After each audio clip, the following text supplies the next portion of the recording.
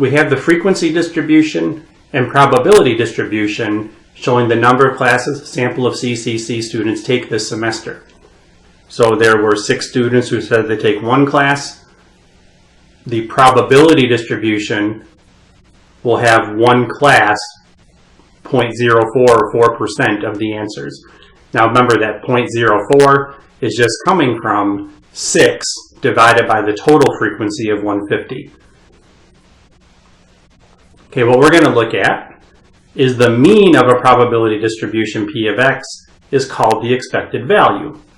Recall that P of x is just the relative frequency of a random variable x. Therefore, finding the mean or expected value of a probability distribution is the same as finding the mean of a frequency distribution. So if we were asked to find the mean of this frequency distribution, all that's asking us is, on average, what were the number of classes that students said they're taking? So we have 6 students that said 1 class, 14 students that said 2 classes, and so on.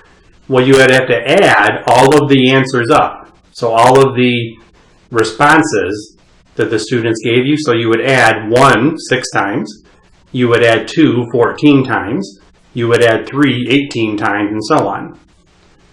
So to find them, and then you would add those up, find the sum, and then divide by the total frequency, 150. So there are 150 students in the sample. So to find the mean, the sample mean of the frequency distribution, you would take the sum of x times f divided by the sum of f. X times f is the fast way to add 1 to itself 6 times, 2 to itself 14 times, and so on. Okay, so when you do that, I have it already done out what you get. Okay, so that's taking x times f for each of the number of classes and their frequency. So if you were to add those together, the sum of x times f is 588. So in number 1, I ask you to find the mean number of classes for the frequency distribution. So the sum of x times f divided by the sum of f is 588 divided by 150. So you get the sample mean number of classes to be 3.92. Okay, what we're going to look at now is finding the expected value or the mean of a probability distribution. So the probability distribution is just showing the same concept as the frequency distribution, except it's showing the probability of the x value. Remember, x is the number of classes a student's taking. So 0.04 or 4% of the distribution said they're taking 1 class, 0.093 or 9.3% said they're taking 2 classes, and so on. So the way that you find the mean or expected value of a probability distribution, mu equals the sum of x times p of x. Now I'm going to get into the formula in a second, but I want to explain something first. Even though the distribution is from a sample of students, the probability distribution, p of x, that has a population mean, mu, because x represents all the possible outcomes for the number of classes taken. So again, even though our values are coming from a sample of students, what we're finding the mean of is the probability distribution, p of x. So the mean of this distribution, we're looking at, we already have, or we know what all of the values of x are. So we have the population of our possible answers, x.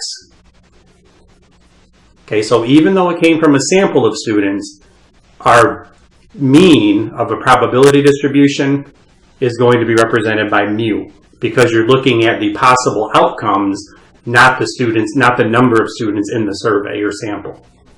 Okay, so that can be a little confusing. So you do the sum of x times p of x. Now remember, p of x already includes your data value divided by its frequency. So you can kind of think about it as this sum of f, the frequency, is already included in the p of x piece. So essentially they're the same thing, like the same concept. except the P of X already includes that denominator for the frequency. Okay, so when you go back to your table for X and P of X, all you do is multiply X times P of X. And then you'll get these numbers for each of the rows for X times P of X. The sum of that is your expected value. So 3.921. Okay, so the sum of X times P of X is 3.921. Okay, on the next page, we're going to look at an actual example of it, because they're not obvious when you see these, that they're expected value questions. Okay, so here I have an example of a 65-year-old male. They have a 98.5% chance of living through the year. A $20,000 life insurance policy for that male costs $600 for the year. From the insurance company perspective, determine the expected value of the company's gain on this policy.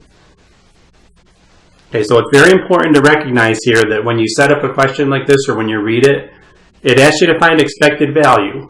So that's the sum of X times P of X for a probability distribution.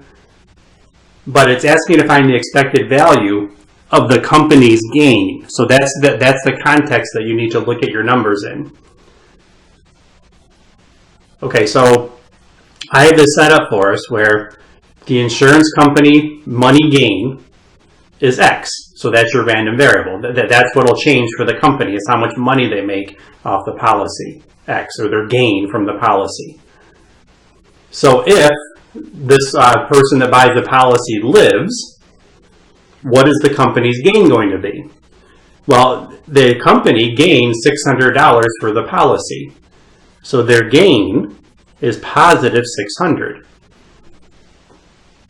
If the person dies during the year, well, now the company's gain is they have to pay out the policy of $20,000, but they took in $600 for the policy, so their gain is a negative $19,400.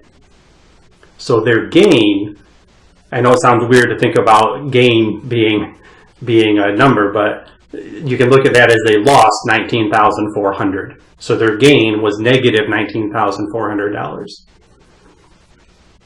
Okay, then you look at the P of X. Well, the probability that that male lives throughout the year is 0.985. The probability that they do not live throughout the year or they die is 0.015, which is the complement of 0.985. The person is either going to live or die during the year. Okay, so if you do 1 minus 0.985, you get 0.015. So this is an expected value question. So you're going to find the mean or expected value to be the sum of X times P of X. Okay, so we have our X values here and P of X in the bottom row. So I already have it done out just to save time. So if you did the arithmetic on that, X times P of X, so 600 times 0.985, and then plus negative 19,400 times 0.015, and it turns out to be a positive $300. So that's the saying the insurance company will expect to make $300 on that policy. And I just do want to point out that it's impossible for one policy for them to make $300 on it, because they're either going to lose $19,400 or they're going to gain $600. The concept here is this is a mean or expected value, and you want to think about this as if they sold 10 policies or 100 or 1,000 policies, what would their expectation be? They would expect on average to make $300 per policy.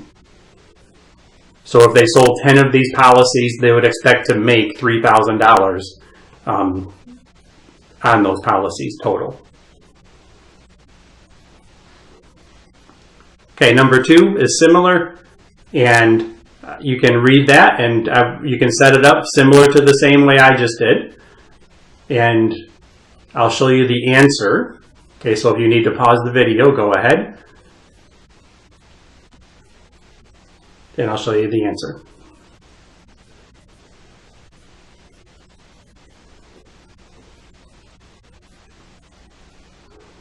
Okay, so on this one, you set it up a similar way.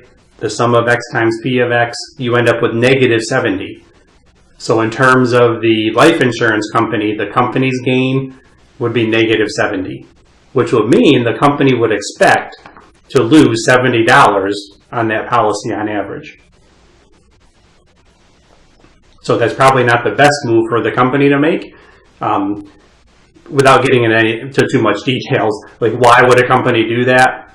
Well, if they're looking at a 30-year-old to start with, maybe they're looking at gaining that customer and then keeping that customer for a number of years, where eventually maybe the mean will be worth it for them if they can recruit the customer young enough. So that could be a reason why they would do something like that. Okay, then the last one is just a different type of example.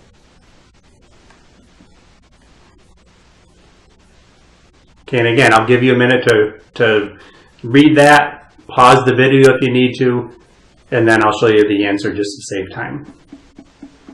So the carnival game costs $2 to play. You win $100 if you do win the game, but you only have a 1% chance of winning. So find the expected value of your gain. Okay, so your gain is what we're looking at here. Okay, so I'll show you the answer. Okay, so your gain, you're going to pay $2, and there's a 99% chance, or 0.99 probability, that you are going to lose, that your gain will be negative $2. So that's if you lose the game. If you win the game, you're going to gain 98, because you win $100, but you had to pay $2 to play. So you're going to gain $98 if you win. The probability of winning is 0.01. So then do the sum of x times p of x. So multiply x times p of x and find the sum, and you end up with negative $1. So on average, you would expect to lose $1 every time you played.